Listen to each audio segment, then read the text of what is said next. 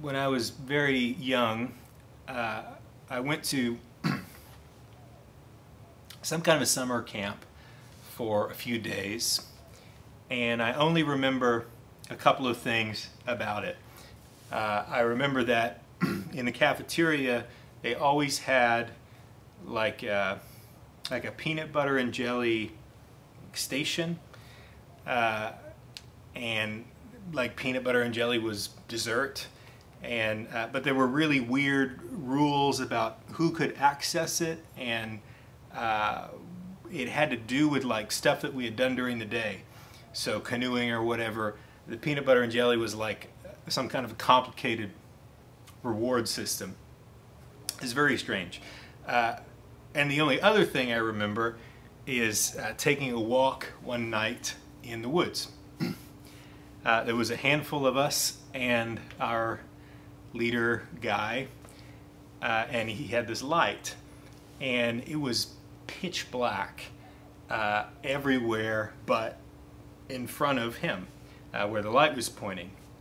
Like, can't see your hand in front of your face, dark. And I remember that we grabbed onto like straps on his backpack.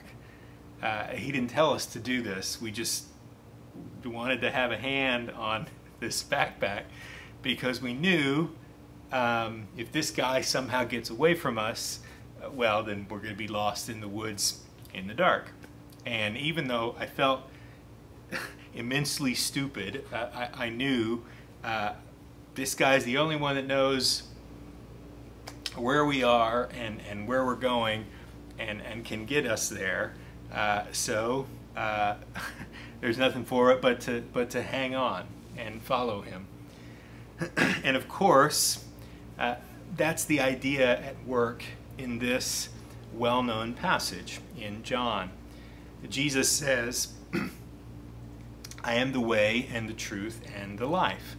Now, in one way, the disciples are just confused here, and they're often confused, especially when Jesus talks about his death. So he's talking about going somewhere, and they don't really know what he means, but they don't want him to leave them, so they want to go where he's going and keep following him, wherever and whatever that means. And this is what we see in Thomas's question. He says basically, now, what are we talking about? But in Philip, we can see that in another way, and more specifically, the disciples are following Jesus to get to God. They want to see God and know God. So Philip says in verse 8, Lord, show us the Father, and it is enough for us. That's what we're after. So to Thomas, Jesus says, the way out of confusion, the way to get to where you really ultimately want to go is through me. I am the ultimate truth that all of your deepest questions really point towards. I am the true life, the life that you were meant to live. When you've lost your way and don't know the truth, and you don't feel like your life is life as it should be, it's in and through following Jesus that will be put right. And to Philip, Jesus says in verse 9, whoever has seen me has seen the Father. The way to God is me. If you want to see God, look at me. And that is central to all the New Testament. We're thinking through this idea that God is like Jesus. And we tend to think of that the other way around. We have a concept of God in our heads of being maybe distant, mysterious, and we imagine Jesus is like God.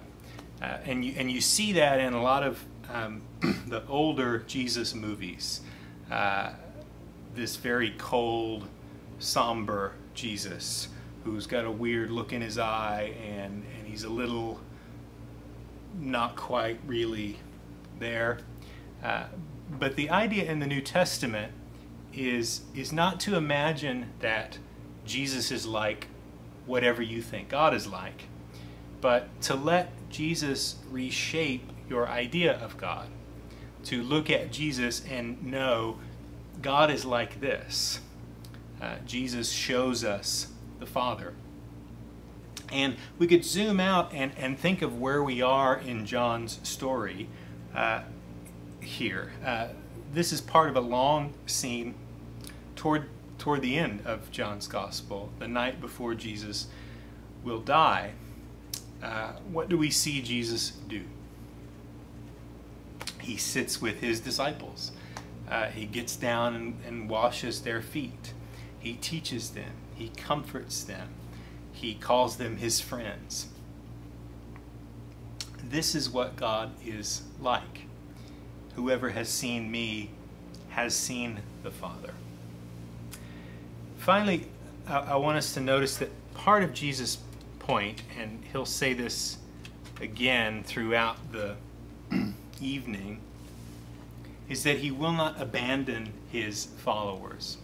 That even in his death, as he leaves them in one sense, he sends them, he goes on to say, his Spirit, and he promises to come back for them.